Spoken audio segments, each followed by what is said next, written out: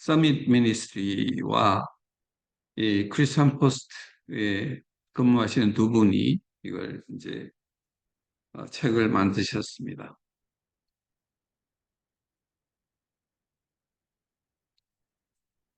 오늘 이제 말씀드릴 내용은 젠더 이념이 의학적, 사회적 스캔들인 이유, 그다음에 젠더 이념이 어떤 역사적인 궤적을 가지고 있는가 등등 이런 순서로 진행하겠습니다.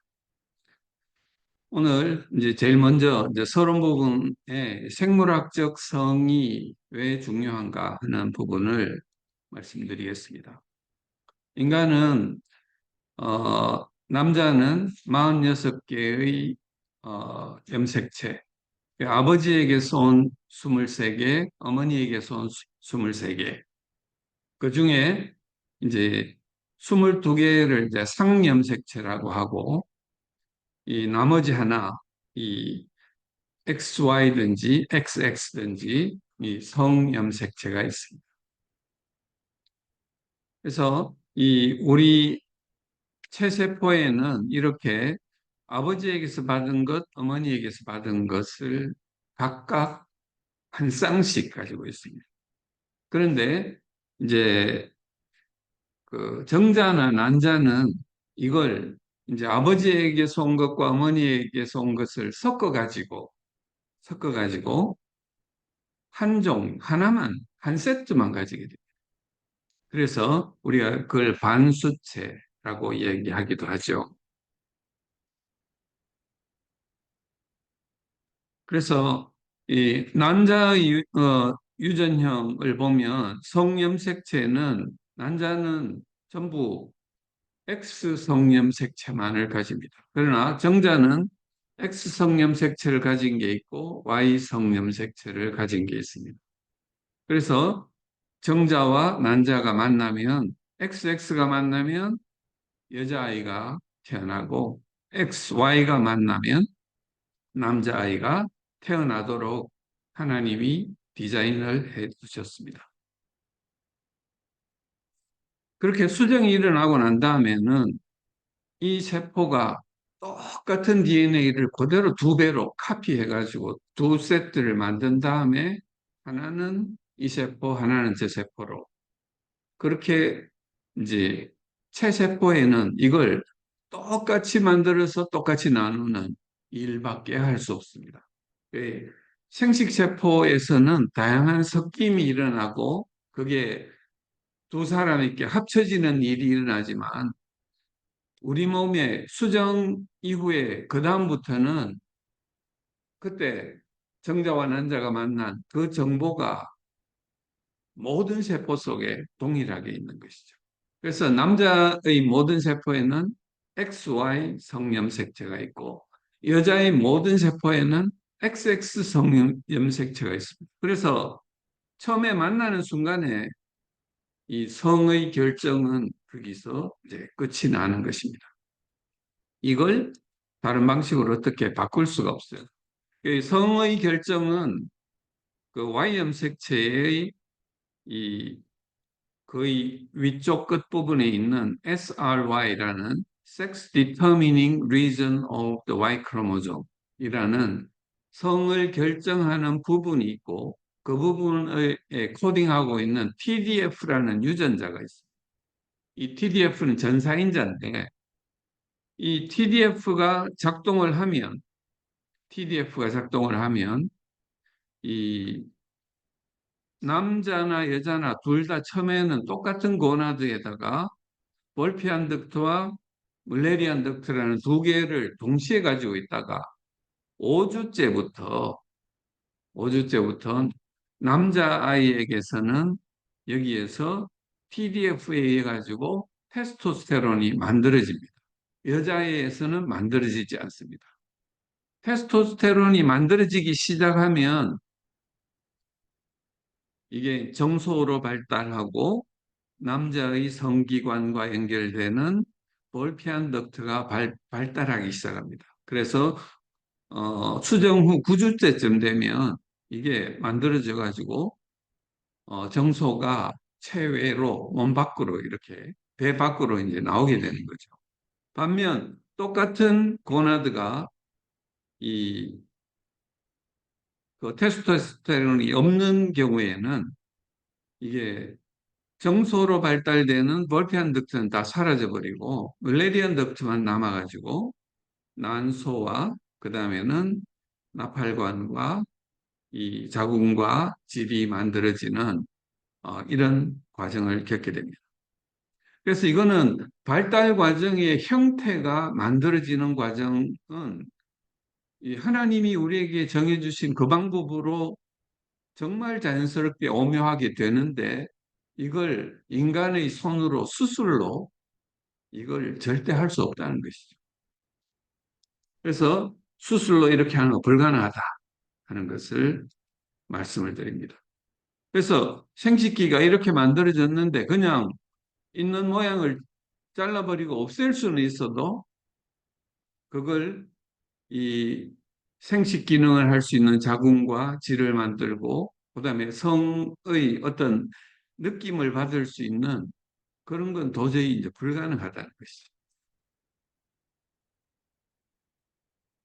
그래서 이 지금 성과 성별이라는 이 두 가지 성별을 우리가 이제 젠더라고 이야기하고 성은 섹스라고 보통 이제 번역을 하는데 그 젠더 이념이라는 게 이제 성별을 자기 마음대로 선택할 수 있다. 사회적인 성, 뭐 이런 식으로 해가지고 한 이 발생 혼란이 이제 나타나가지고 미국은 지금 이제 벌집 쑤셔 놓은 듯한 그런 상태에 있습니다.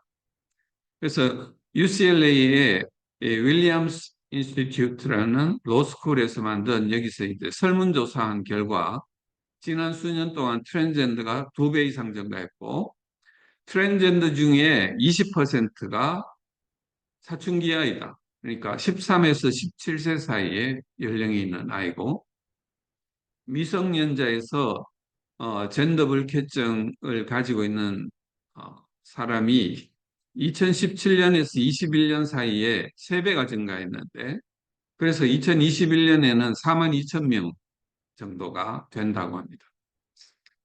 그리고 틱톡이라는 이제 SNS에서 트랜스라는 이걸 검색한 횟수가 이제 지난 502억 회 이상을 이제 찾아왔다는 거죠.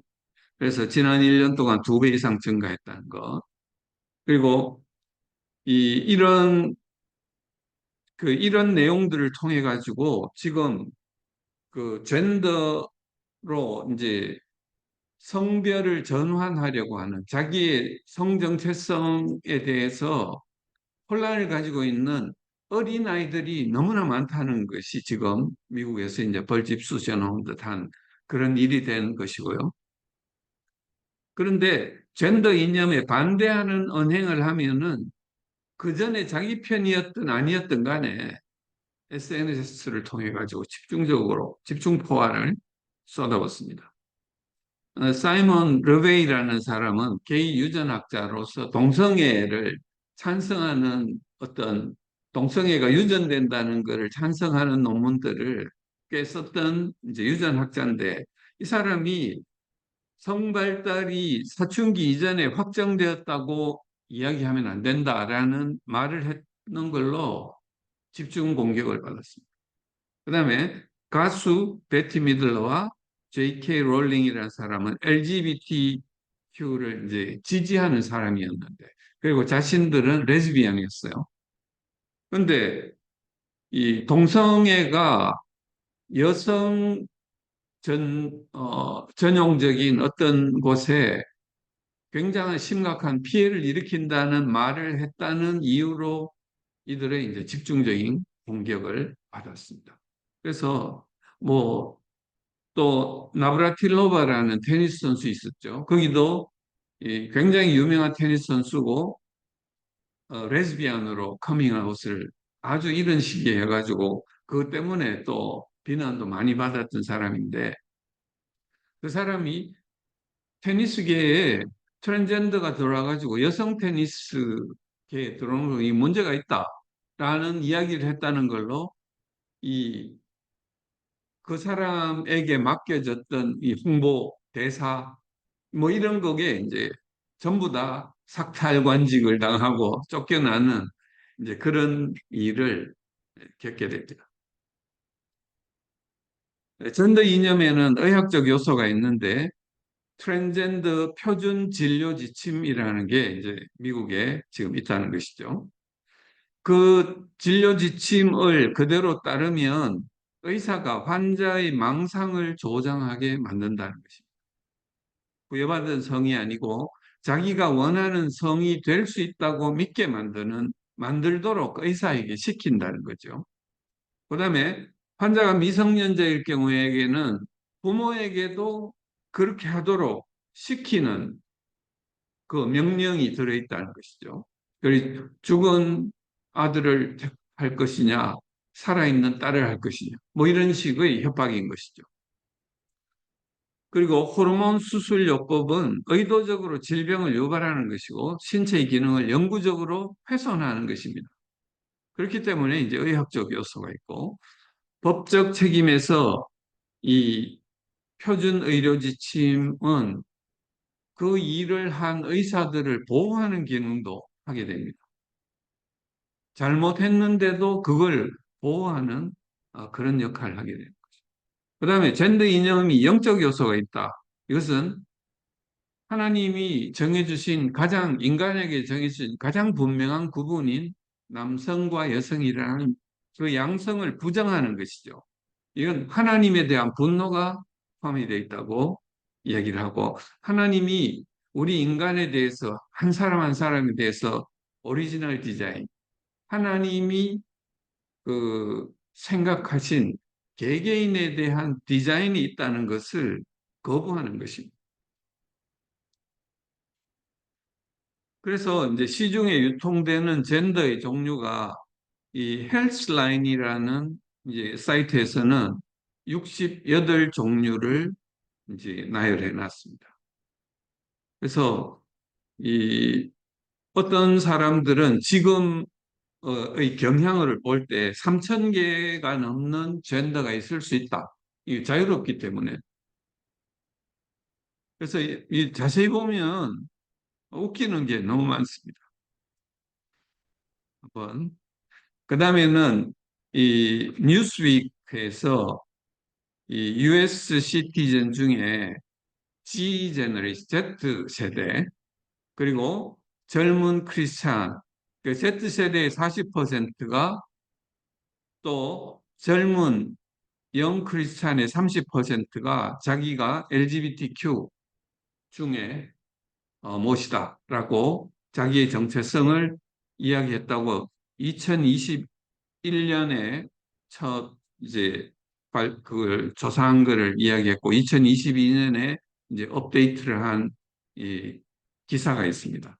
그런데 이걸 서밋 미니스트리와 맥래플린 앤 어소시에이트라는 이 설문조사 기관이 같이 조사를 한 결과 미국인 3분의 2는 트랜스젠더가 정상적인 삶의 방식이라고 생각하지 않는다. 미국인 72%는 학교에서 가르치면 안 된다고 생각한다.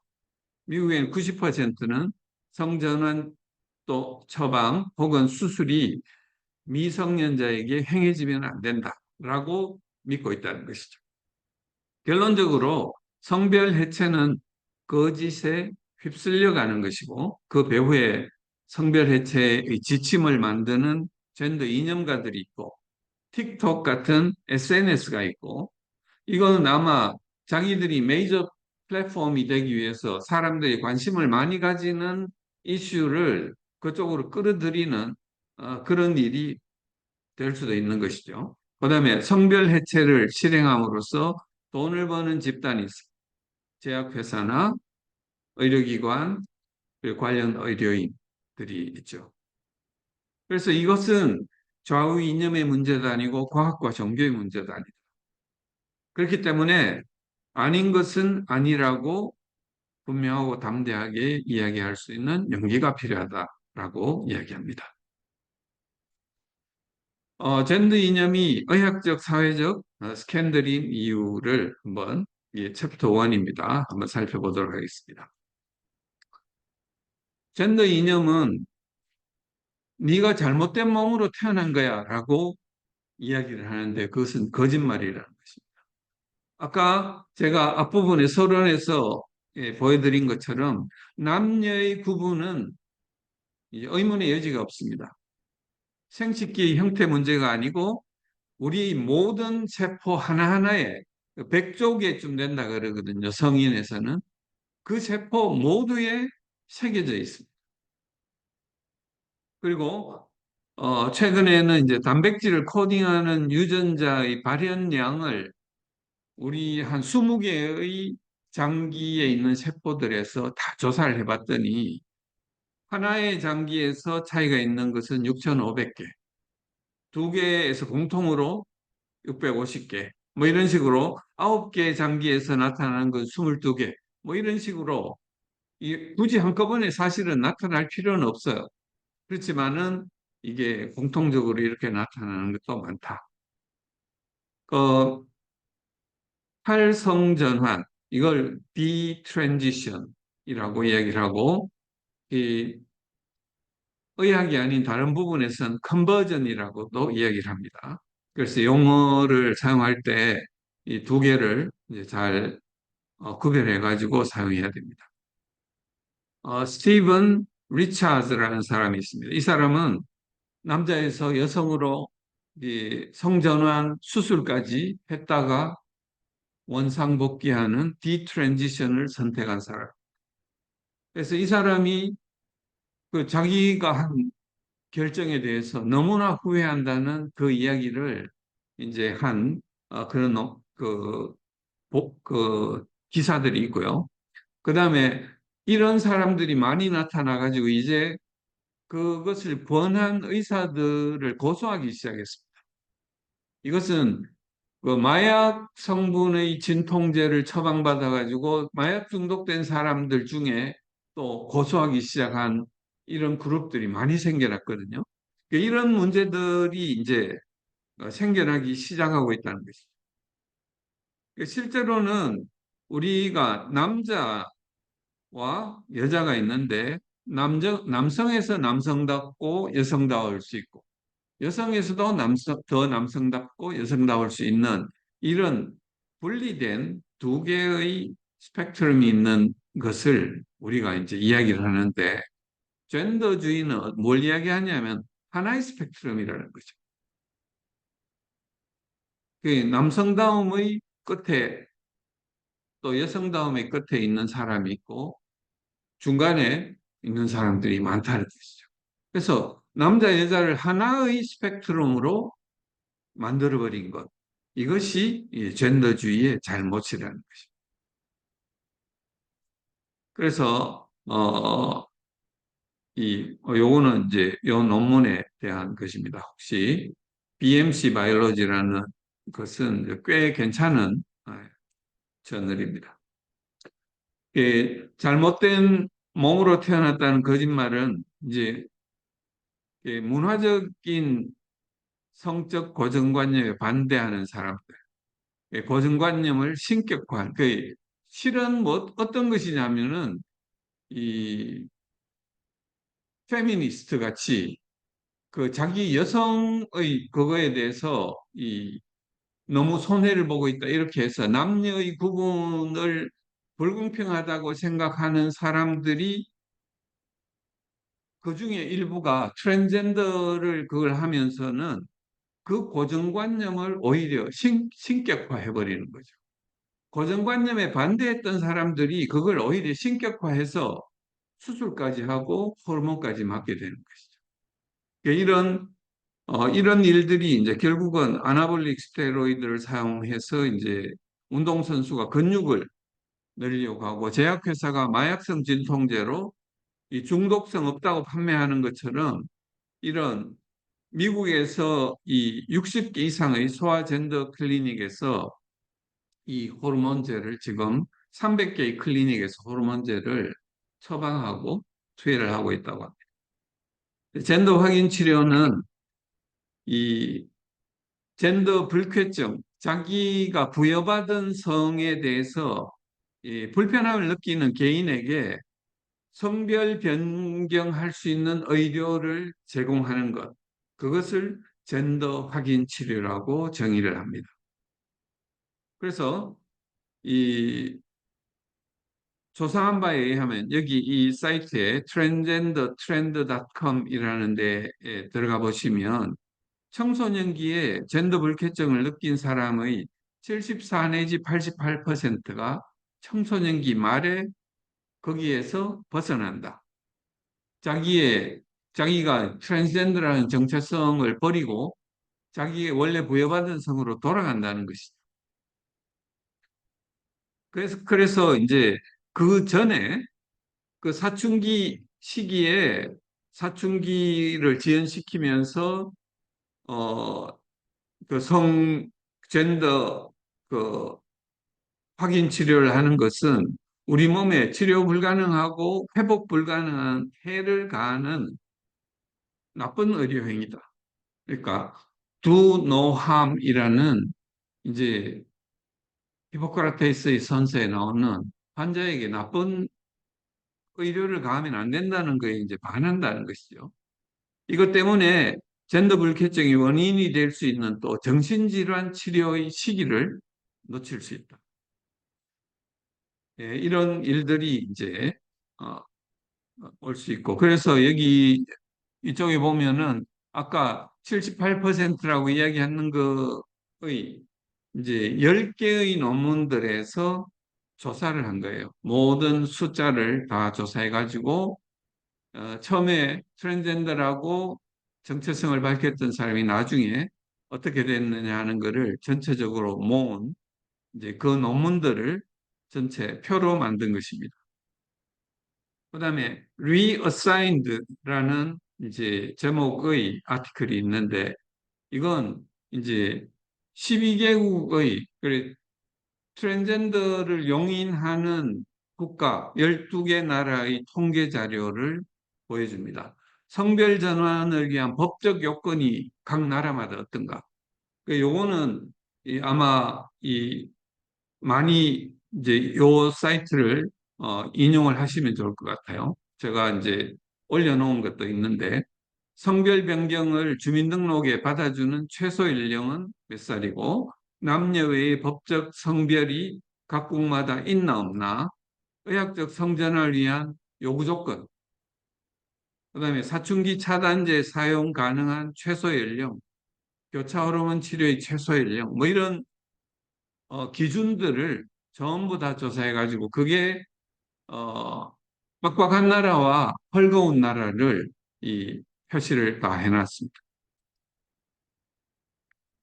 그 젠더 확인 치료의 근거가 된 제일 첫 번째 논문이 네덜란드 프로토콜이라는 1998년에 나온 논문입니다.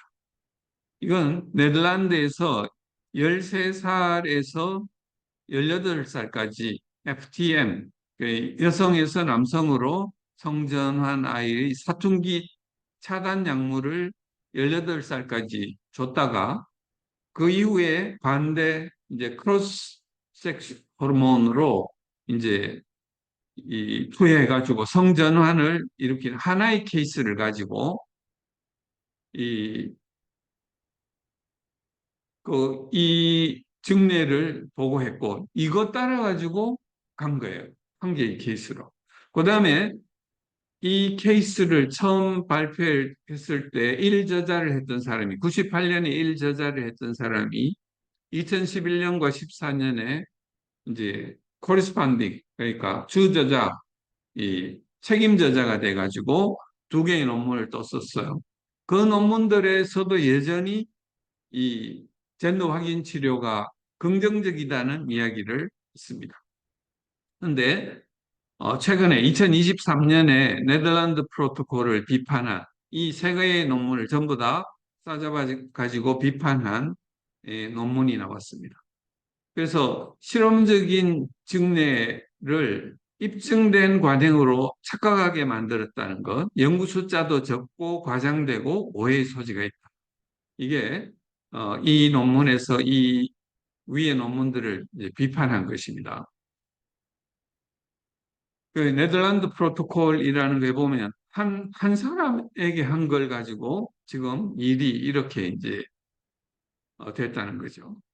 사춘기 차단제는 그 우리의 시상하부에서 뇌하수체로 이 호르몬을 분비를 합니다.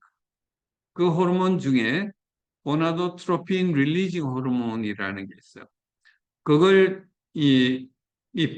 시상하부에서 분비되면 뇌하수체에서 LH, 류티나이징 호르몬, 그다음에 폴리큘러 스티뮬레이팅 호르몬이라는 게 여성에서는 배란을, 남성에서는 이 또 정자 활성을 이렇게 촉진시키는 이런 호르몬들을 분비하게 만듭니다. 그리고 결국은 두 장기에서 여성은 에스트로겐을, 남성은 테스토스테론을 만들게 하는 거죠. 그런데 이 고나트로핀 릴리징 호르몬이 가서 결합할 자리에 먼저 척 가서 붙어 있는 물질을 발견한 거예요. 그게 이 사춘기 차단제입니다. 이 루프롤라이드라는 사춘기 차단제는 이 분비를 차단하는 게 아니고 작용을 차단하고 성호르몬 분비를 차단합니다.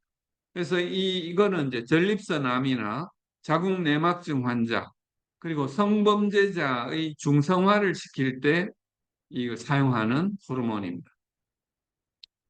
그래서 실제로 미국의 FDA에서는 사춘기 차단용으로 이걸 승인한 적이 없습니다. 그런데 그냥 쓰고 있고 다양한 부작용이 있다는 것을 FDA에서 이제 이야기를 했습니다. Risk of pseudo tumor cerebri 이거는 뇌가 이제 부종이 생겨가지고 뇌의 혈압이 증가하는 그런 증상인데 이게 이 약물을 투여를 받으면 이 위험이 있으니까 이걸 사용하는 사람이 볼 수 있도록 이걸 표시를 하라고 FDA에서 이야기를 한 것입니다. 그다음에 이런 치료를 지속해 오던 영국의 런던에 있는 젠더 클리닉이 폐쇄 명령을 이제 2023년에 폐쇄를 당했습니다. 그게 런던의 이제 타비스톡 젠더 클리닉이라는 것인데 12에서 15세의 청소년들에게 44명에게 9년간 이 사춘기 차단제를 투여를 한 이제 논문을 2021년에 플러스 원이라는 데 발표를 했어요. 거기에 보면 그 뼈의 성장이 에, 작아집니다. 그래서 키도 작아지고 뼈의 강도도 약해지고 그런 문제가 생기는데도 불구하고 이 사람들은 44명 중에 43명이 그 다음에 반대 성호르몬 투여하는 쪽으로 넘어간 것이죠. 그래서 이런 부분에 대해서 영국의 그 국가의료보험인에서 이 검사를 해서 여기는 그냥 두면 안 되겠다. 문 닫아야 되겠다고 이제 이 폐쇄를 명령을 한 것입니다.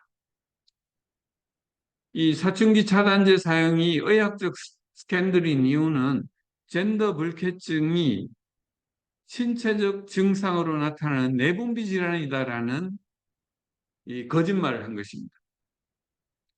진단의 근거가 하나도 없는데 혈액 검사나 영상 자료나 신체 검사 자료가 아무것도 없는데 마치 내분비 질환처럼 내분비 호르몬을 줘가지고 그걸 치료를 한다고 한 것이죠. 그래서 치료가 오히려 내분비 질환, 즉 불임을 유발하는 그런 일을 만들게 됩니다. 그러나 이 젠더 불쾌증이 DSM-5에는 아직도 이제 공식적으로 질환으로 정의가 되고 있습니다.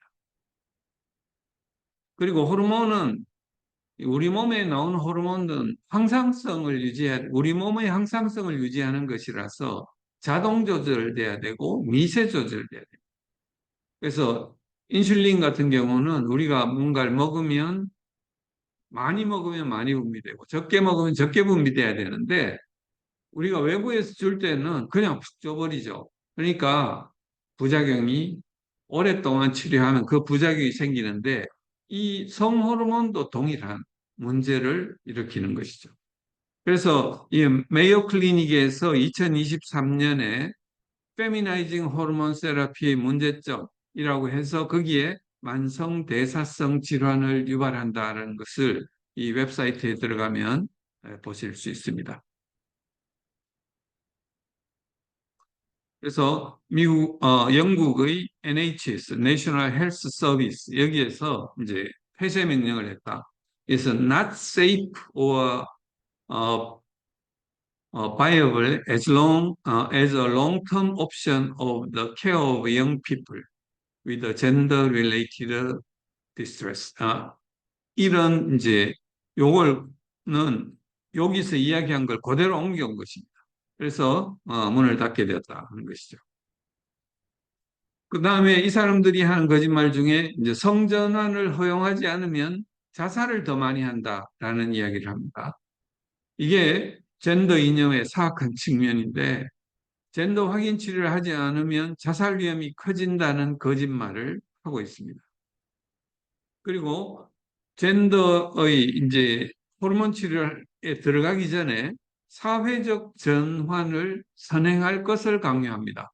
이건 뭐냐면 학교나 이런 곳에서 얘를 남자나 여자라고 부르지 않고 자기가 원하는 성으로 혹은 자기가 원하는 젠더로 이 먼저 충분히 받아들일 시간을 두고 그다음에 젠더 클리닉으로 가게 하는 거죠.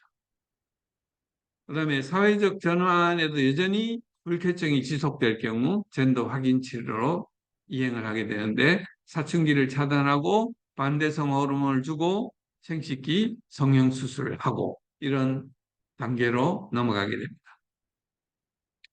그다음에 사춘기 전에 이게 젠더 확인 치료를 하지 않을 경우에 48%가 자살 시도를 한다라는 발표가 있었습니다. 그래서 이걸 이제 찾아가 가지고 자세히 이거의 근원이 되는 논문이 무엇인가를 살펴봤더니 이게 거짓말이라는 거예요. 잘못 인용한 것, 오용한 것이라는 게 밝혀졌습니다. 그 다음에 유니버시티 오브 워싱턴, 시애틀에 있는 UW 연구팀이 젠더 확인 치료가 자살을 60% 감소시킨다는 결과를 어, 자마 네트워크라는데 이제 발표를 했어요. 그리고 이걸 이제 대대적으로 선전하기 위해서 이제 기자회견을 하겠다라고 했는데 그동안 여러 가지 이제 질문들을 했습니다. 그래서 그 내용들을 보면 이게 이제 48%가 이제 에서 자살 충동이 이제 증가한다는 것인데 이게 이 논문을 인용한 것인데 이 여기에 보면은 2078개의 설문지를 분석해 가지고 그중에 120명이 트랜스젠더고 그중에 27명이 25세 미만 사춘기라고 이야기할 수 있는 그 나이였어요. 그래서 이 27명 중에 13명이 과거에 언젠지는 모르지만 자살을 시도한 적이 있다. 이것이 48%로 계산되어 나왔다는 것이죠. 그래서 이게 근거가 아주 희박하고 잘못 인용된 것이고 이 원저자가 자기들의 연구 내용을 그렇게 인용한 것은 잘못된 것이다라고 이야기까지 했습니다. 그 다음에 케임브리지 대학의 스톤월 스쿨 리포트라는 곳에 여기도 보면 이 위험성이 높다, 자살 위험성이 높다는 이야기를 했는데 거기에 대해서 이건 동료 평가 저널에 발표된 내용이 아니고 학교에서 그냥 자기 마음대로 자의적으로 발표한 것이고 연구 방법에 대해서 니들 어떻게 했는지 우리한테 자료를 줘 했는데 안 주고 그다음에 출생 시의 성별은 없고 그냥 젠더만 처음부터 표시를 했고 기타 믿을 수 없는 여러 가지 문제점을 가지고 있었다는 것을 이야기를 합니다. 그 다음에 이 자마 네트워크라는데 이걸 한 거는 젠더 확인 치료를 하면은 자살률이 대대적으로 감소한다는 거를 언론 인터뷰를 하려고 그랬는데 그 중간에 이제 이것이 이제 더블 블라인드가 아니었다. 통계 방법이 너무 초보적이고 결함이 많다. 약물 치료받은 참가자와 심리 치료만 받은 참가자를 비교하지 않았다 등등 어, 9가지 질문을 했는데 거기에 대해 제대로 질문을 못했습니다. 그래서 UW의 홍보처에서 우리가 이거를 홍보하지 않겠다. 결함이 많은 것을 인정을 하고 홍보하지 않는 것으로 이제 바뀌어간 거죠. 왜 이런 짓을 했느냐? 요 당시에 텍사스하고 네브라스카에서 트랜스젠더를 이제 수술을 허락하지 않는 그게 그 법안인지 판결이 그게 나와가지고 그걸 빨리 뒤집을 뭔가 자료가 필요했던 거예요. 그걸 만들기 위해서 이 사람들이 급히 서둘러 가지고 이런 걸 만든 것입니다.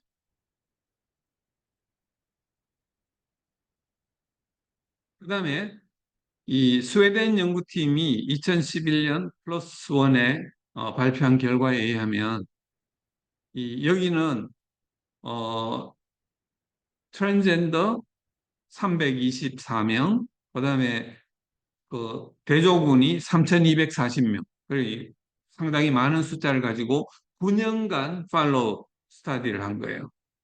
이 내용에 보면 이게 대조군이고 여기가 FTM과 MTF 각각이 얼마나 사망하느냐, 사망률이 훨씬 사망하는 그게 높다는 것을 이제 보여줍니다. 그 다음에 여기에 보면은 이제 자살 위험, 하자드 레이쇼를 보면은 19배가 자살의 이 치료, 그 젠더 확인 치료를 한 경우에 19배나 자살 위험이 높다는 거예요. 하지 않은 경우보다. 그 다음에, 자살 시도도 있습니다. 자살 시도도 그, 어저스티드 하자드 레이쇼가 5배 가까이 이렇게 됩니다. 뭐 이런 또 정신질환에 대한 이런 것도 3배 정도 되고 이런 문제들이 있다는 것을 정상적인 자료는 보여주고 있습니다. 그래서 성전환을 허용하지 않으면 더 많이 자살할까 하는 거 아니라는 거죠. 그 뒤에는 돈이 있다는 것입니다. 루프론이라는 이제 그 사춘기 차단제를 사용하면 이건 치료용보다 전립선 암에 사용하는 것보다 훨씬 가격을 비싸게 받을 수 있습니다. 매년 아이들이 4만 2천 명 젠더 불균형이 새롭게 발생한다면 그중에 100명만 사춘기 차단을 시작해도 얘들이 7년 동안 사용할 약값은 100명이 7년간 사용한 약값이 2,700만 달러라는 것입니다. 그럼 제약회사가 이걸 놓칠 수가 없죠. 사춘기 차단 후 반대 성호르몬 투여는 평생 동안 해야 되는 것입니다. 그러니까 제약회사는 하나만 이걸 바꿔놓으면 앉아서 그냥 그 돈을 벌게 되는 이런 구조가 생기는 것이죠.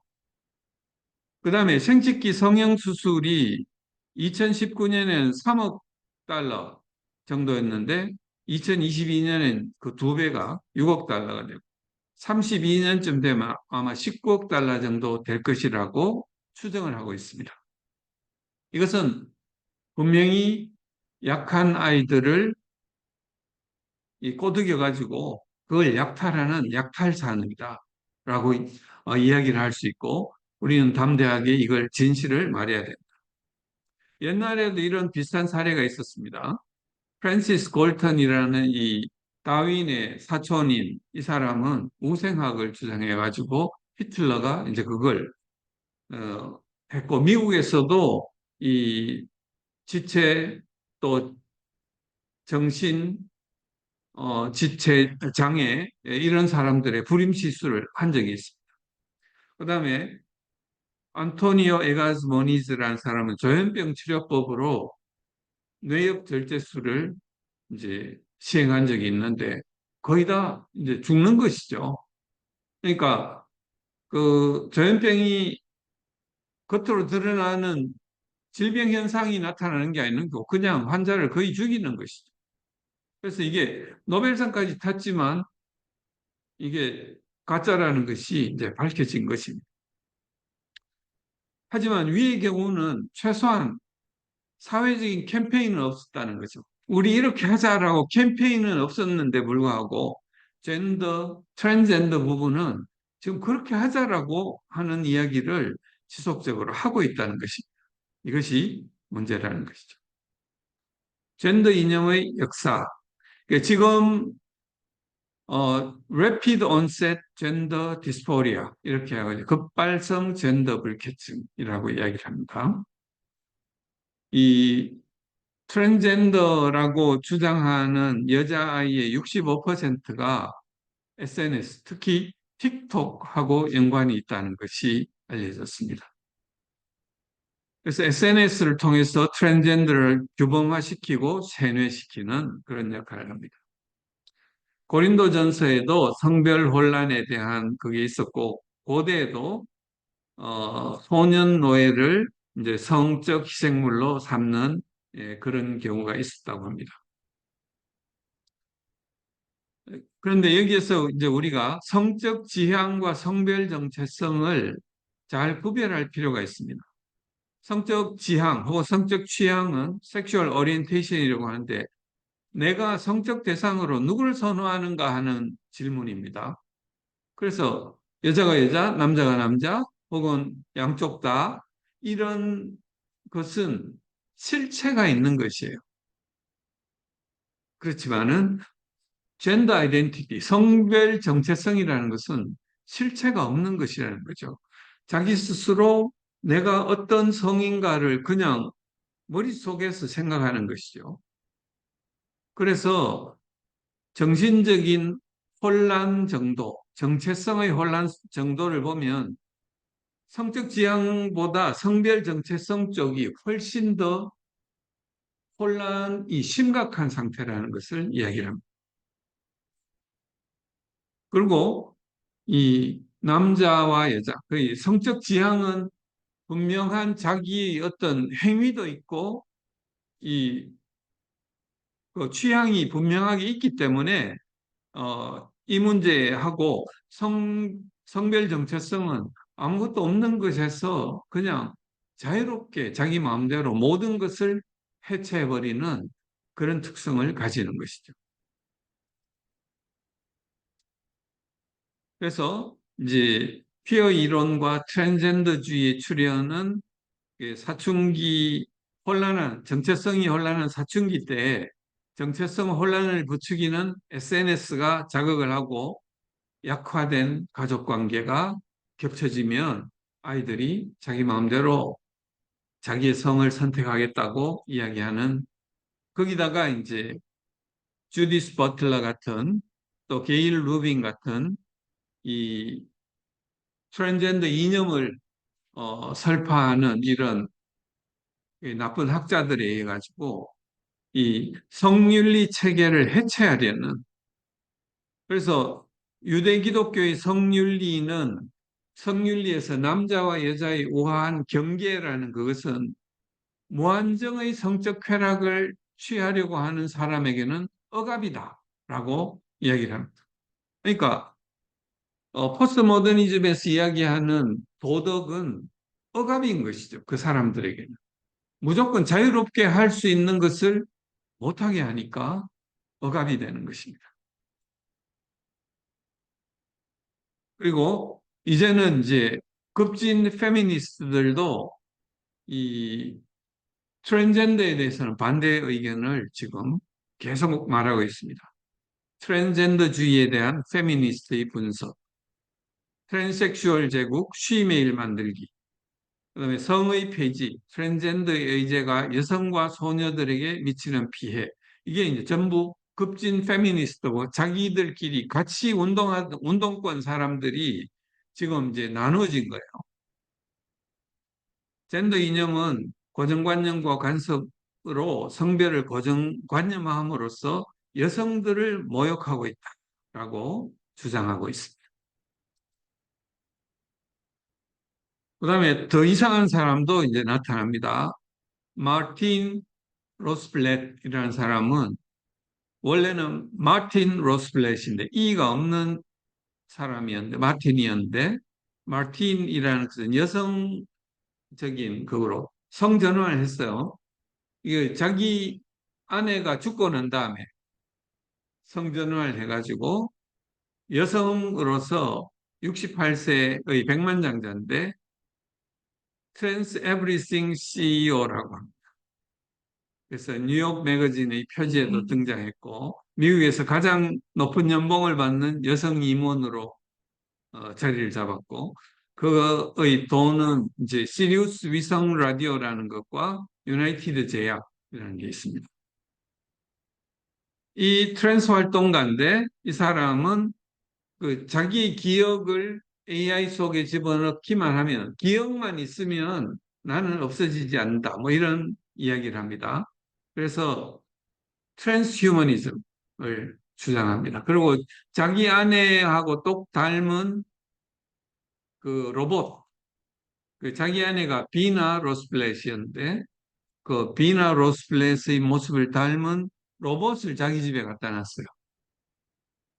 그래서 이 포스트 모더니즘에서 트랜스 휴머니즘으로 포스트 휴머니즘. 그러니까 인간이 없어도 인간의 기억만 남아 있으면 인간의 기억으로 어, 인간이 존재하는 것처럼 그렇게 있을 수 있다. 뭐 이런 희한한 이야기를 하는 사람이 이제 생기는 거죠. 젠더 이념은 포스트 모더니즘의 특징이 언어의 마술사라는 것. 언어로 현실을 왜곡하려는 시도를 하는 것이죠. 그래서 언어 조작에서 가장 먼저 나온 게 성별이라는 말입니다. 젠더라는 말입니다. 이 젠더라는 말은 여기 페미니스트 학자고 영국의 레즈비언인 페미니스트 학자인 줄리아 롱이라는 사람인데 트랜스라는 단어는 한 가지 기능이 있는데 그것은 현실 왜곡이라 할 수 있다는 것입니다. 남자가 여자라는 거짓말을 도입할 수 있도록 만드는 단어가 있으면 모든 것을 다 뒤집을 수 있다. 성전환이라는 용어가 있음에도 이들은 이것을 사용하지 않습니다. 왜냐하면 그것이 불가능하기 때문에.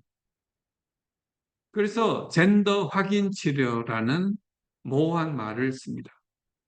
생물학적으로 불가능한 것을 추구하는 것입니다. 1960년대에는 젠더하고 섹스가 거의 같은 의미로 사용되었습니다. 그냥 사회적 성 하면서 젠더라고 이야기를 했을 따름인 거죠. 그래서 젠더 해놓고 남녀 이렇게 양성만 표시를 해놨습니다. 그런데 이 언젠가부터 생물학적 성인 섹스와 사회적 성인 젠더를 구분하기 시작했습니다.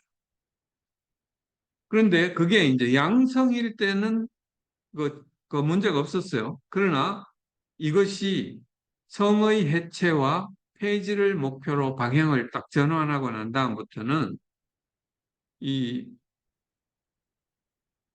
그 지금 이 젠더라는 것이 그런 용도로 쓰이고 있다는 거죠. 성을 해체하는 용도로 사용되고 있다는 것입니다. 그래서 처음에는 트랜스섹스와 트랜스젠더가 같은 말이었어요. 그런데 이게 이제 불가능하니까 젠더 어퍼밍이라고 말을 바꿨고 이 단어의 뜻이 이제 점점 모호해지는 방향으로 변화되고 있습니다. 그러니까 명확하게 이해를 못하도록 만드는 것이죠. 그러면 혼란스러워지죠.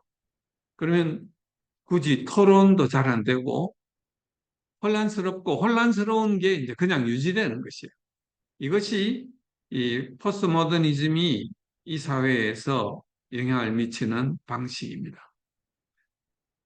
이것이 큰 문제인가? 이 말 좀 바꾸는 게 무슨 문제인가? 우리 아이들을 불구로 만드는 그런 일을 진행시키고 있는데 이게 큰 문제가 아닐 수 없다는 것이죠.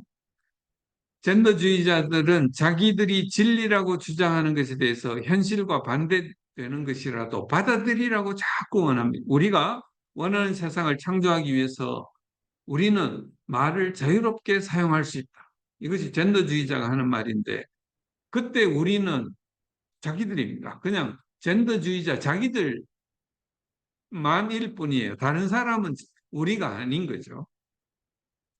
이건 벌써 조지 오웰이 1948, 1948년에 1984라는 소설을 썼는데 그 소설 속에 벌써 나와 있었던 것이에요.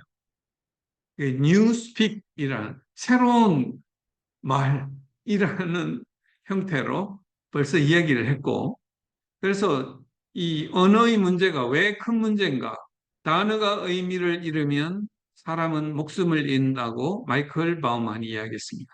볼테르는 자기에게 불합리한 것을 믿게 만들 수 있는 사람은 당신에게 어떤 행위라도 저지르게 만들 수 있다.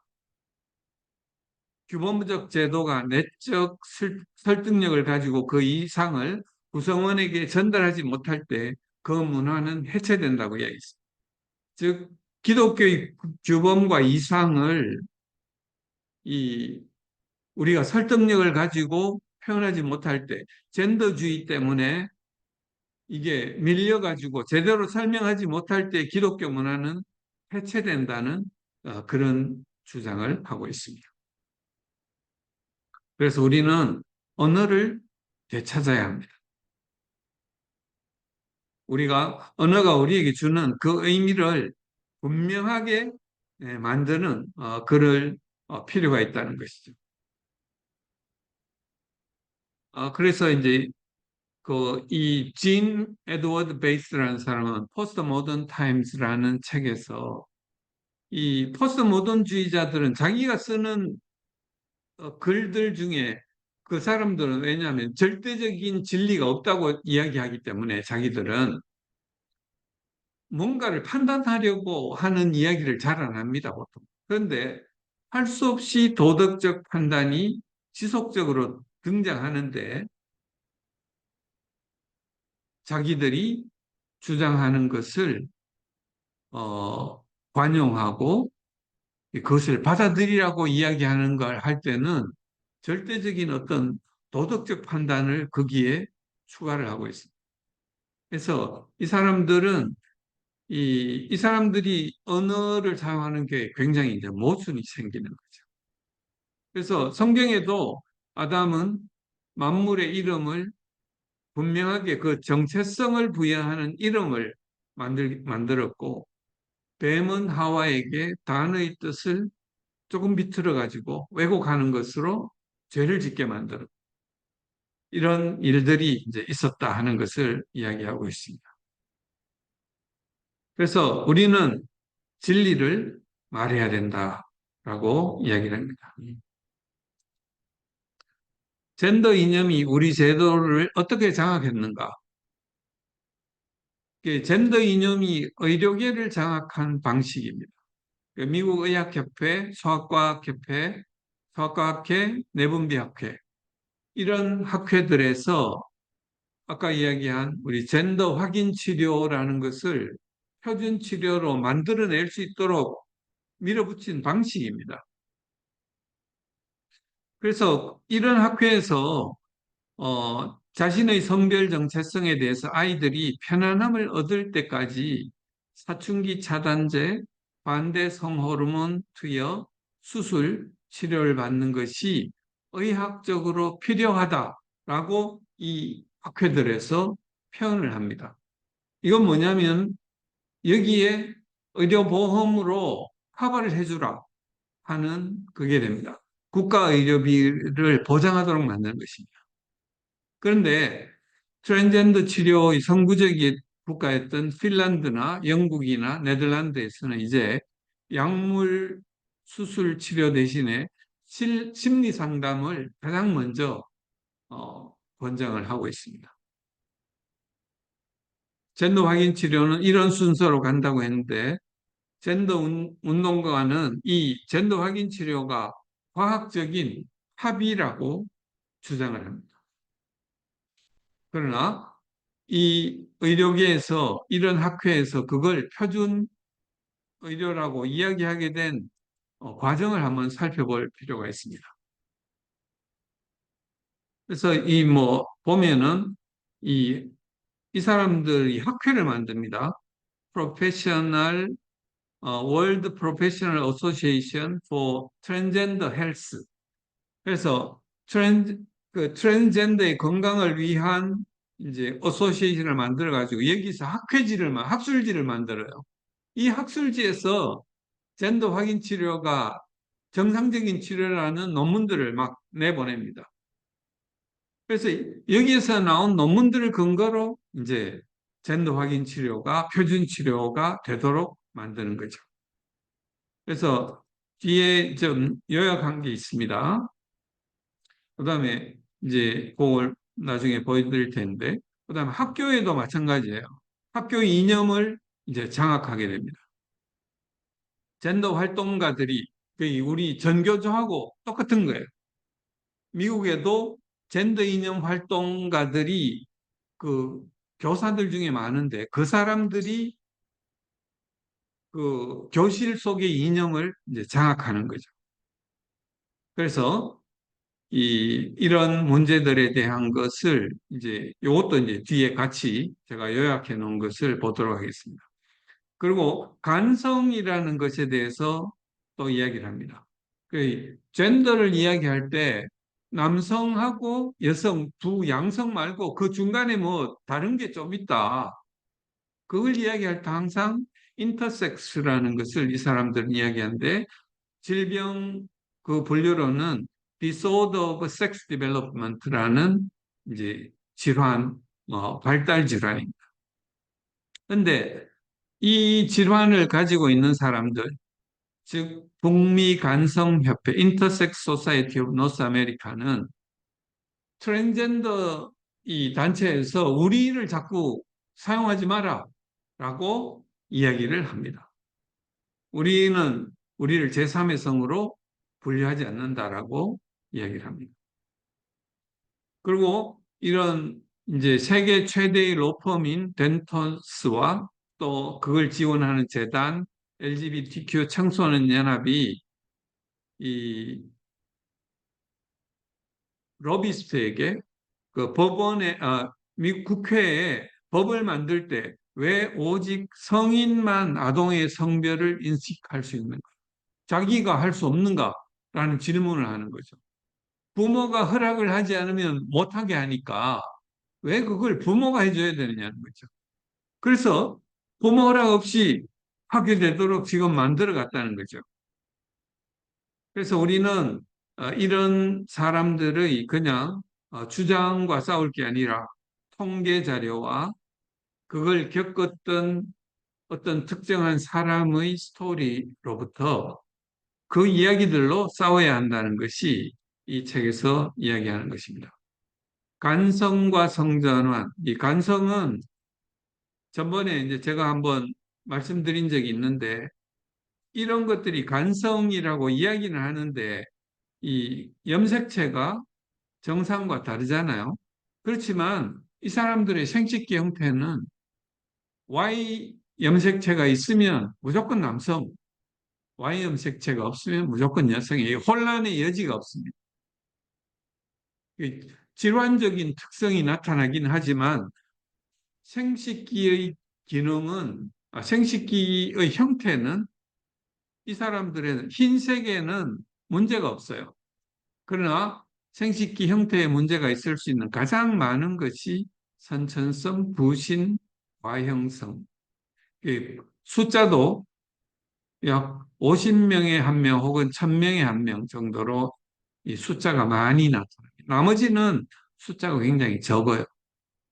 이건 뭐냐면 우리 성호르몬이 만들어질 때 처음에 남성 호르몬이 먼저 만들어지고 거기서부터 여성 호르몬이 만들어집니다.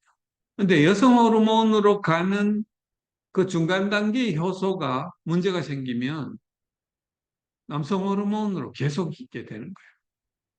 그러면 발달 단계에서부터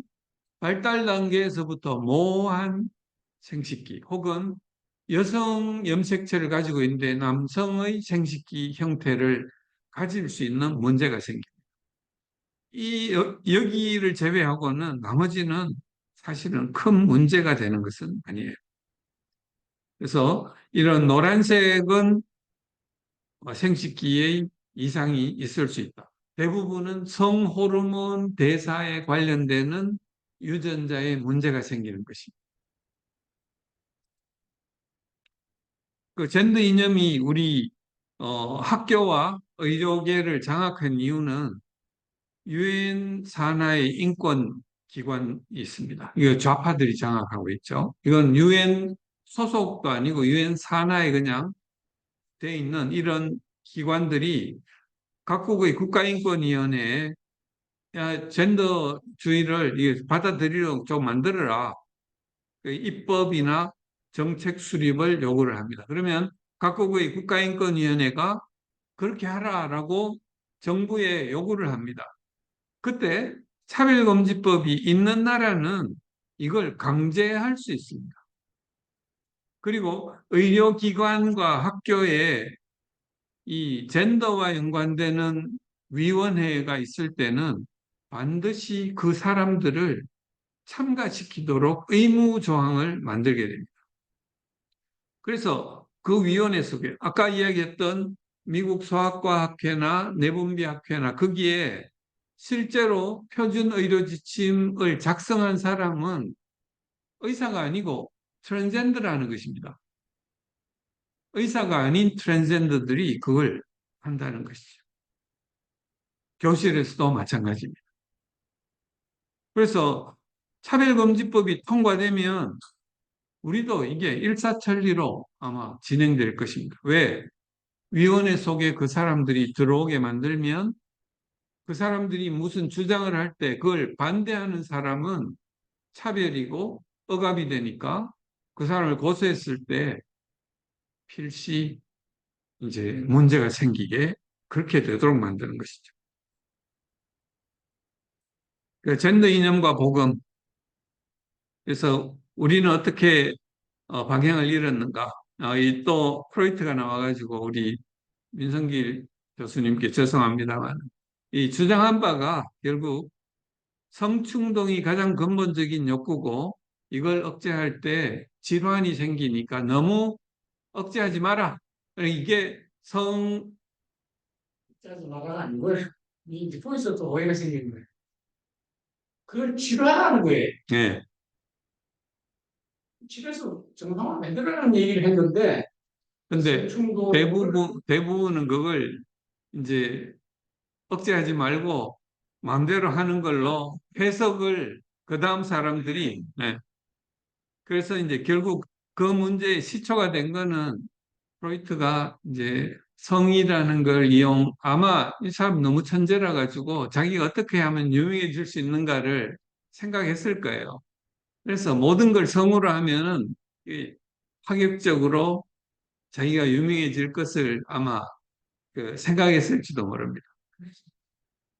네, 이 하면 정력성을 제시했다는 것도 또 사실 우리가 성만 가지고 말하는 게 아니에요. 네, 그러니까. 알겠습니다.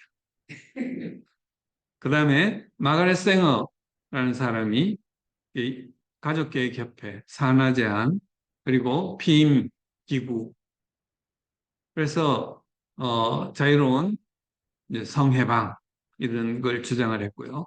알프레드 킨지가 이제 과학으로 포장된 성적 제약을 해체하는 교본을 이제 이것도 이제 논문이 아니고 그냥 그 단행본으로 나온 거라서 이 동료 비판을 받거나 이런 그거 없이 그냥 주장된 것이죠.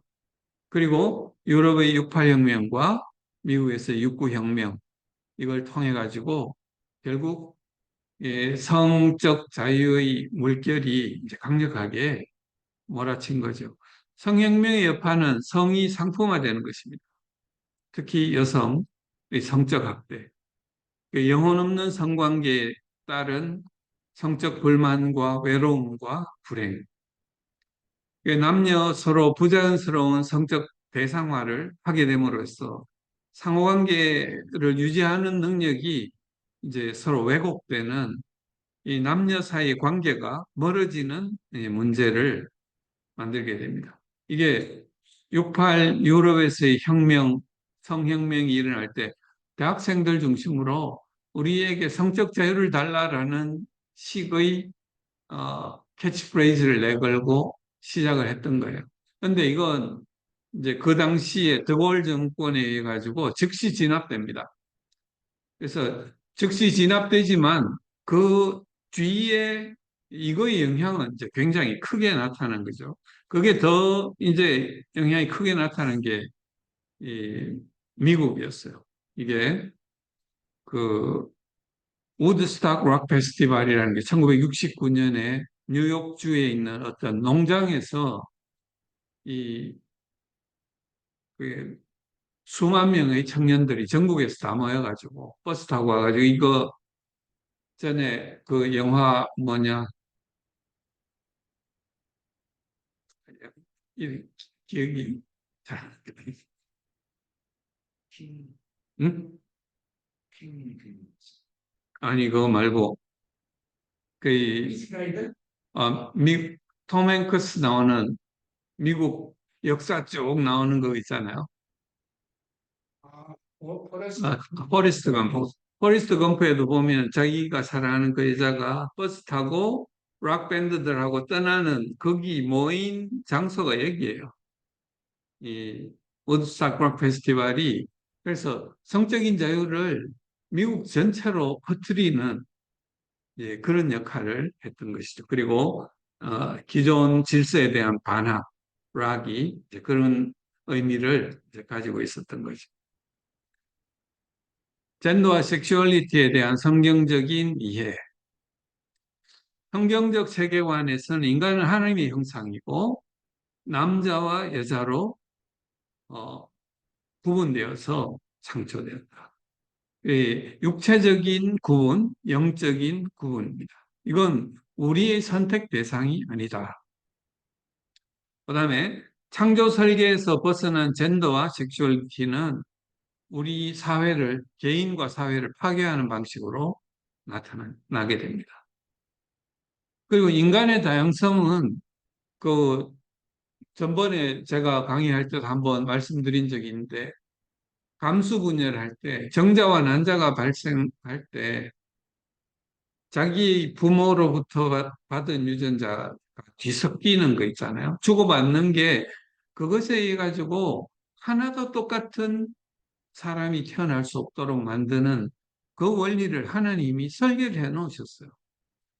근데 그 다양성을 이야기하는 게 아니고 하나님이 만들어 주신 거에 반하는 다양한 자기가 원하는 대로의 다양성을 추구하기 때문에 이제 문제가 있는 것이죠. 그다음에 젠더 이념을 이제 영지주의적인 생각이라고도 이야기를 합니다. 왜냐하면 육체보다 영혼이 더 중요해. 그러니까 육체는 별거 아니야. 영혼에 따라오는 거야. 그러니까 네가 남자 하고 싶으면 남자 하고 여자 하고 싶으면 여자 해도 되는 거야라고 이야기를 하는 거죠. 그래서 영지주의적인 이단의 형태라고 톰 라이트는 이야기를 합니다. 그래서 우리는 그렇지만은 이제 성경은 우리에게 영적인 것뿐 아니라 육체적인 것도 변하게 하신다. 몸의 속량, 몸의 형체도 변하게 하실 것을 이제 이야기를 해주고 있습니다. 창세기 1, 2장은 인간과 인간의 성에 대한 설명서와 같은 것이라고 합니다. 인간 설계와 창조의 목적에 대한 암호가 들어있고 사용 설명서가 들어있다는 것이죠. 하나님의 형상으로 설계되었고 남자와 여자로 창조되었고 또 없는 배필인데 이 배필이라는 것이 서로 반대되는 특성을 가진 사람이고 하나로 짝을 이룰 때 조화를 나타내도록 설계했다는 것이죠. 그래서 결혼해서 둘이 하나가 된다고 이야기를 하십니다. 그래서 어, 여기 둘이 아니요 한 몸이니 하고 마태복음에도 그런 말씀을 하시죠. 그리고 에베소서에서는 결국은 남성성과 여성성은 결국 성경 내러티브 전체의 중심에 있다는 것이죠. 아내와 남편의 관계를 이야기하면서 이것은 그리스도와 교회에 대해의 관계라고까지 설명을 하십니다. 그래서 남녀의 구분과 그 내러티브를 그 이야기를 큰 서사를 이 그냥 성의 구분이라는 이야기로만 받아들일 것이 아니고 더 크게 연결해야 된다고 이야기를 해주고 있습니다. 빌 마우즈와 바브라 마우즈라는 이 부부가 이 5aspect.com 이라는 사이트에 보시면 성경적 관점의 남자와 여자 거기에 대해서 어떤 차이가 있는가를 이 책에 간략하게 피조 세계에 대해서 남자는 위험을 감수하고 또 여자는 아름다움을 찾고 그래서 남자아이는 그 눈에 로드셀이 방향과 속도에 초점을 맞추는 로드셀이 많고 여자아이는 색상과 질감에 초점을 맞추는 콘셀이 많다고 합니다. 그리고 남녀에 대해서 남자는 급여나 혜택, 권력, 지위, 권위를 더 중시하고 여성은 관계와 인정과 소통과 협력과 가정을 더 중시한다.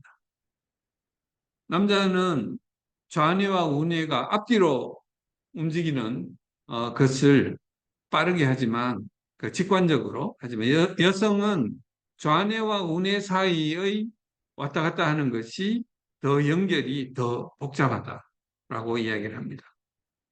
그리고 공통 위협에 대해서 남자는 싸웁니다. 뱀의 머리를 상하게 하고 여성은 생명력을 부여받아 가지고 생명을 더 이 후손을 더 정복시키고 더 잘 듣고 더 표정을 잘 해석하고 해서 대화하고 하는 그런 능력을 받습니다. 공동체에 대해서는 여성은 자기 연민과 자기 성찰이 더 높고 남성은 인지와 감정 조절이 더 높다고 합니다. 이런 차이는 남성과 여성의 분명한 차이이고 그 차이가 결합됐을 때 서로 부족한 부분을 채울 수 있도록 하나님이 디자인하셨다라고 이야기합니다. 죄가 그래서 우리가 그 성경의 전체 메타 내러티브를 창조 타락 구속 완성이라고 이야기를 할 때 하나님은 조화로운 남녀와 그 관계를 창조하실 때 우리에게 주셨는데 타락으로 인해 가지고 그게 모두 깨어졌다는 것이죠. 그 타락으로 인해 가지고 우리는 부도덕하고 불순해지고 탐욕 이렇게 되는 것이고 그 하나님과 동등되게 되려고 하는 그런 우리의 근본적인 죄가 그 속에서 나타났고 그것은 예수 그리스도라는 그 복음 구속을 통해 가지고 우리가 거기로부터 회복될 수 있다는 것입니다. 예수 그리스도의 복음으로 인해 가지고 회복받은 우리지만은 여전히 우리는 죄를 가지고 있는 육체 속에 거하는 까닭에 여전히 이 타락한 인간의 본성을 그대로 가지고 있는 것이죠. 이 부분을 우리가 간과하지 말고 우리는 이 타락한 인간으로서 이 예수 그리스도의 그 은혜를 받은 사람으로서 어떻게 그 진리를 지키고 악에 대항할 수 있을까 하는 것을 생각해야 한다. 그게 이제 방향이 됩니다. 그래서 결국 길이요 진리요 생명이신 예수 그리스도가 우리에게 생명을 주신 것처럼 우리는 진리를 진실을 이야기해야 됩니다. 남녀 사이에 분명한 신체적인 심리적인 차이가 있다. 남녀의 차이는 사회적으로 훈련된 것이 아니다. 사회의 주변의 환경 때문에 그렇게 된 것이 아니다. 남녀 차이는 생물학적 진화의 산물도 아니다. 이렇게 진화론자는 이렇게 이야기하기도 합니다. 하나님의 설계는 양성이 조화를 이루어 더 건강하고 행복하고 생산성이 향상되는 그런 사회를 만들라는 것이고, 양성이 하나님의 설계의 기본적인 구조라는 것을 받아들이라는 것이고, 그 양성은 인간을 창조하신 하나님의 목적에 기반하고 있다라는 것을 우리가 이야기해야 된다. 그런 것입니다. 그래서 젠더라는 것을 우리에게 주입하는 주변 사회의 문화에 대해서 우리는 우리 아이들이 그 사회의 영향을 받은 것에서 그 고정관념을 극복하도록 만들기 위해서 그런 운동을 이제 할 필요가 있다는 이야기를 합니다. 이 Celebrate Kids라는 어린이 축하회 캐시코라는 사람이 있는데, 이 사람은 이 젠더주의라는 문화적 고정관념을 벗어나서 남자아이들에게는 남자아이로 태어난 것을 축하하고 여자아이들에게는 여자아이로 태어난 것의 좋은 점과 장점을 축하하는 그런 셀레브레이션 하는 것이 필요하다. 이스라엘에서 성인식 할 때 남자아이와 여자아이에게 각각 그런 것을 하는 것처럼 그다음에 하나님이 우리를 누구로 만드셨는가 생각하도록 하나님의 디자인이 나에게 어떻게 되어 있는 것을 가르쳐 주는 것이죠. 하나님 창조 의도가 나의 사회 역할을 정의하도록 만드는 것이 필요하다라고 이야기합니다. 그 다음에 세상 속에서 그 소년이 성인 남자가 되는 것을 의미하는 것에 굉장히 사회문화적인 나쁜 그런 것들이 많습니다. 예, 감정을 잘 표현하면 안 된다든가, 좀 터프해야 된다든가, 성관계를 가져야 된다든가, 뭐 이런 식의 이런 그거를 성경이 우리에게 이야기하는 그 내용으로 바꿔줘야 된다는 것을 이야기하고 있습니다. 그리스도인은 어떻게 할 것인가? 이 세상에는 성혁명의 피해를 받은 많은 사람이 있습니다. 거기에 대해서 이 그리스도인은 선한 사마리아인으로서 그 강도당한 자들을 구할 필요가 있다는 것이죠. 성별 정체성의 문제에 대해서는 잘못된 성경험이나 폭력이 이 성별 정체성의 문제에 이 근본적인 그 바탕에 있는 것을 인식하는 것이 필요하다는 것입니다. 그래서 복음으로 이걸 해결할 수 있다. 그러니까 그 치료를 통해서 복음을 접할 수 있는 길을 열어주는 것. 그것이 우리 그리스도인이 해야 될 일일 것 같고, 세속적 세계관의 반성경적 성문화에 저항할 수 있어야 됩니다. 그래서 성혁명 이념의 성의 자유라는 것의 의미를 우리가 명확히 깨닫고 그걸 성경이 우리에게 가르치는 그 방식으로 옮겨가야 됩니다. 마지막으로 이 책에서 이제 자주 받는 질문들을 정리해 뒀습니다. 여러분들 보셨겠지만 한 번 더 정리하면 어떤 사람이 와서 자기가 트랜스젠더라고 고백을 한다. 이러면 우리가 어떻게 해야 되는지. 이게 그 먼 이야기가 아닐지도 모릅니다. 그래서 제일 먼저는 과잉 반응하지 않는다.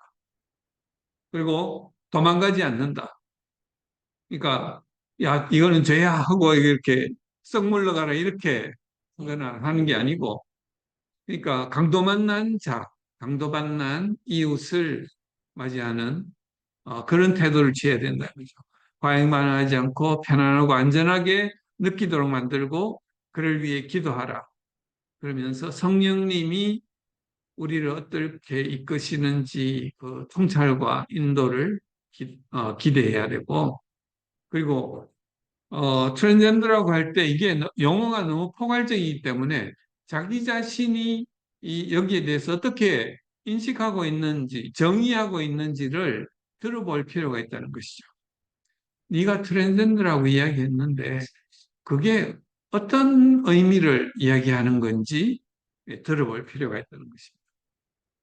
그리고 이야기를 쭉 하면서 너희 몸에 문제가 있는 것은 아니라는 걸 은근슬쩍 계속 지속적으로 강조하는 것이 좋고, 그 다음에 젠더 불쾌증이 사춘기가 끝날 때쯤 지속되는 게 12에서 24%에 불과하다라는 그 통계를 우리가 믿으면서 이 언젠가 돌아올 아이라는 것을 기억하는 게 좋습니다.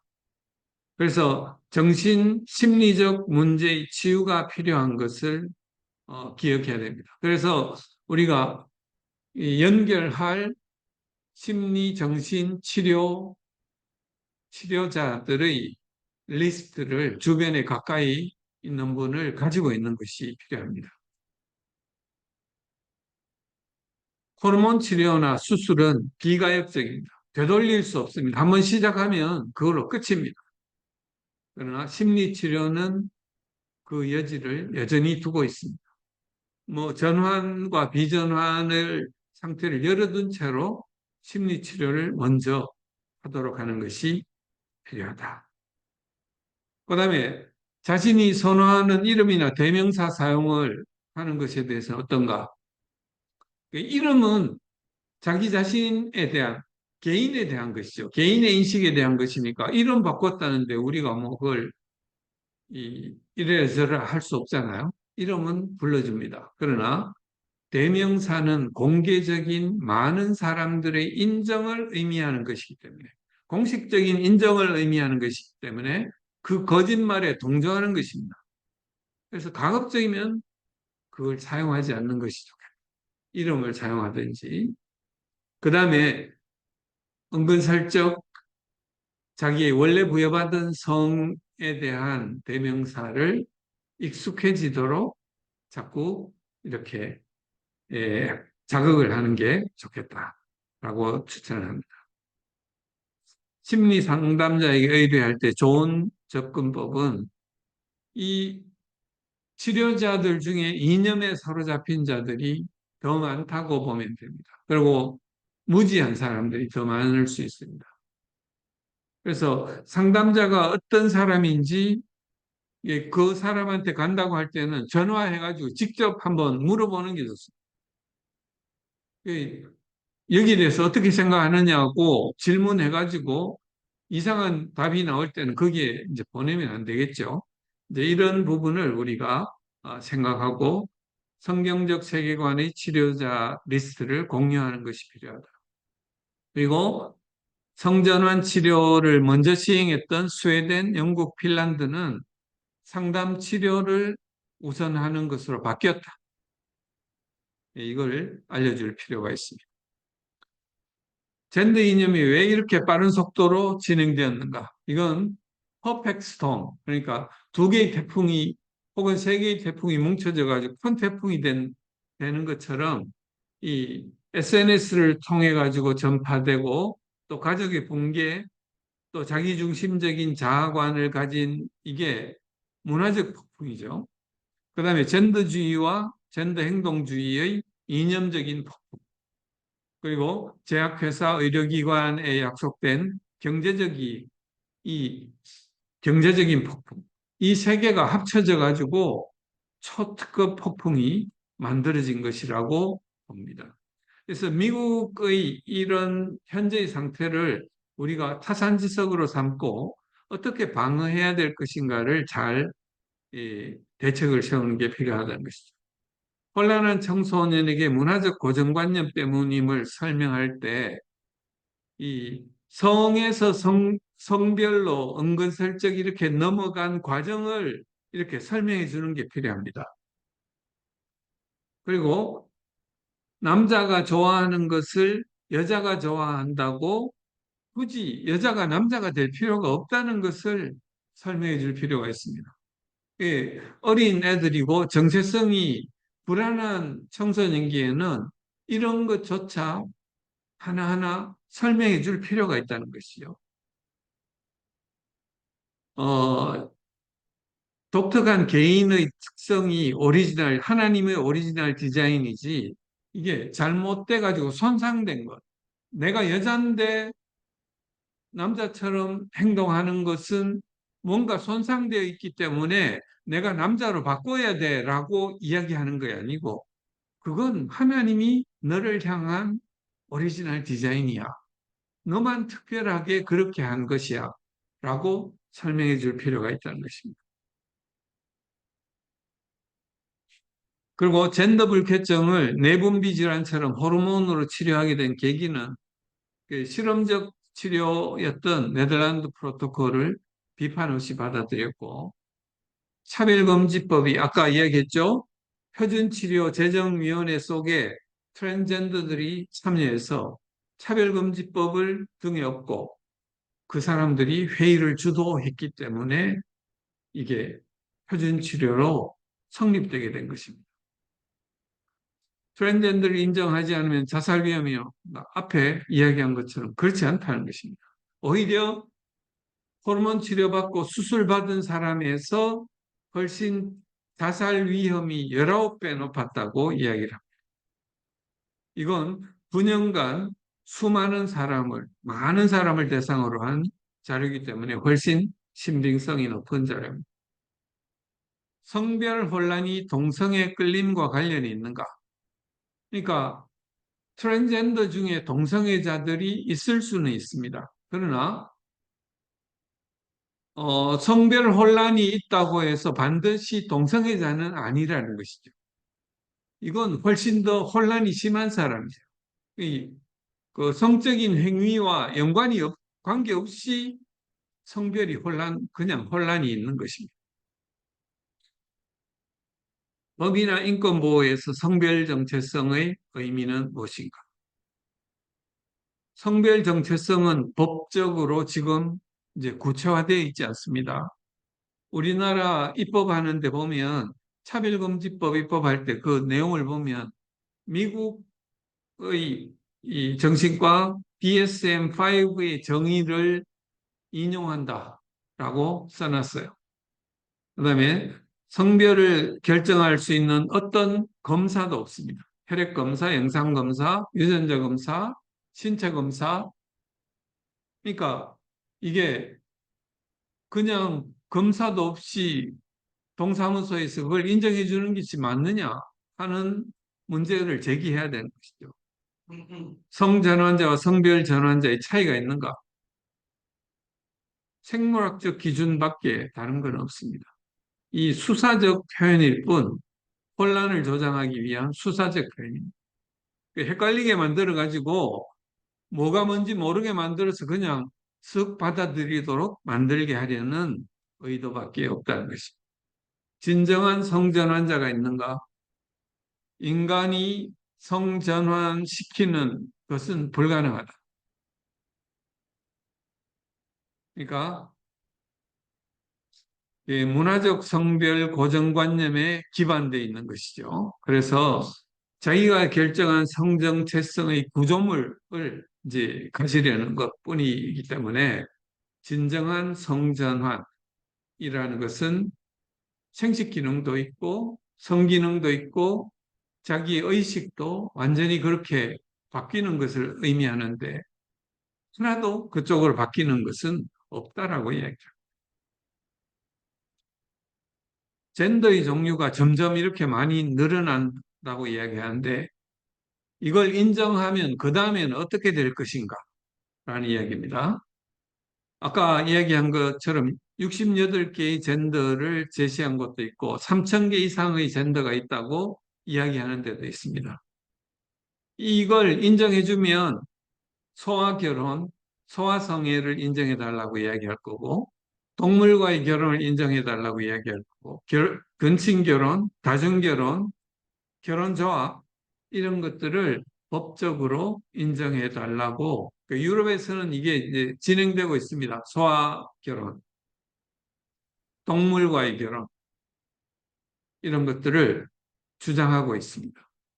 트랜스젠더 성정체성을 가진 사람들에 대한 교회의 태도, 이 이런 사람들에게 아무리 생물학적 성이 진짜라고 이야기해도 그 사람들은 받아들이기 힘듭니다. 그래서 결국은 그 사람들에게 복음을 전할 만큼 친해져야 돼요. 복음이 먼저 전파돼야 돼요. 그 복음 하에 진리가 선포되고 그 사람이 되돌아오도록 만드는 그 방법밖에 없겠다 하는 것이 이, 이 오늘의 이제 결론이 되겠습니다. 예, 감사합니다. 온라인 질문 혹시 온라인 강의를 들으신 분들 중에 질문이 있으시면 질문해 주시면 감사하겠습니다.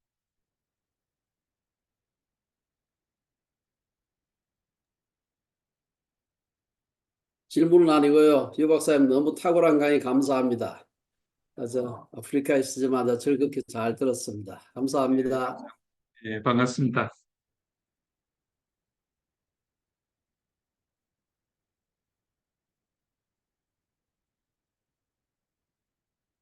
어, 다른 질문이 없으시면 이것으로 마칠까요? 그러면 제가 기도하고 마치도록 하겠습니다. 하나님 아버지, 하나님께서 우리를 창조하시면서 하나님의 형상대로 남자와 여자를 창조하시고 그 양성에 대해서 복을 주시면서 우리에게 생육하고 번성하여 땅에 충만하고 모든 땅을 정복하고 모든 생명을 다스리라는 그 명령을 저희들에게 주셨습니다. 그럼에도 불구하고 하나님을 대적하여 스스로 하나님보다 더 높아지려고 하는 이런 이념들이, 젠더 이념들이 이 세상에서 우리를 향하여 특히 우리 기독교를 향하여 공격을 하고 있습니다. 우리 자녀들을 공격하고 있습니다.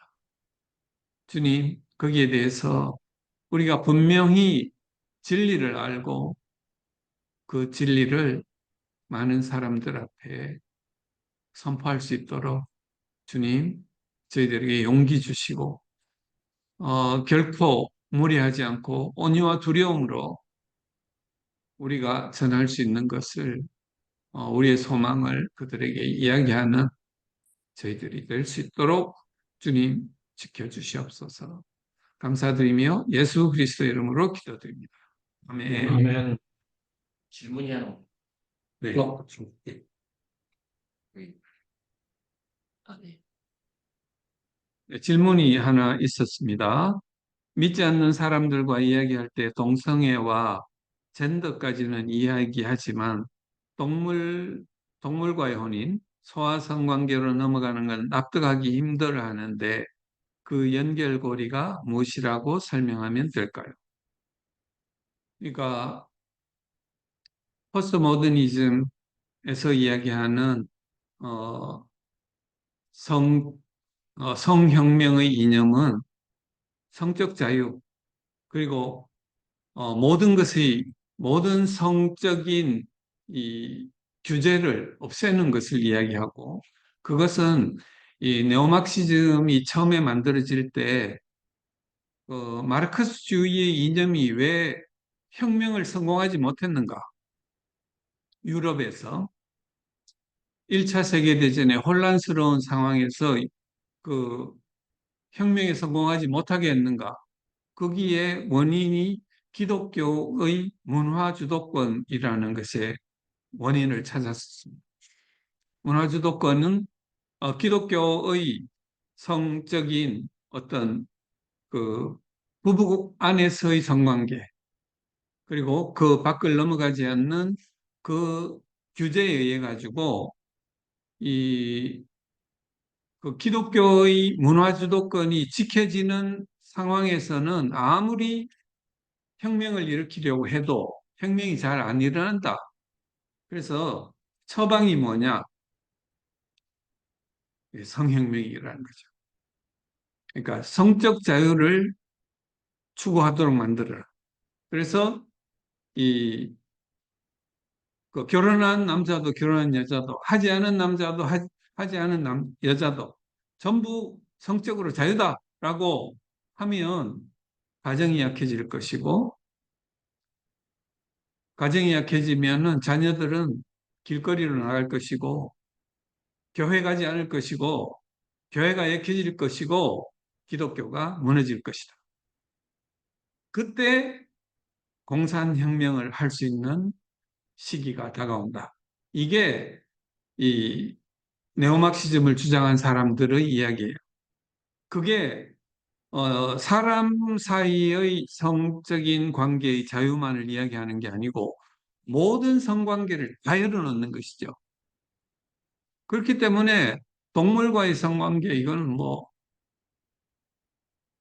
소화성의 뭐 이것도 마찬가지고 이런 것도 그냥 성적인 자유를 전부 다 열어놓는다는 측면에서 이게 연결고리라는 것은 성관계라는 것에 어떤 규제도 없도록 만들겠다 하는 것이 그 바탕에 있는 것입니다. 예, 그렇게 보시는 게 좋을 것 같습니다.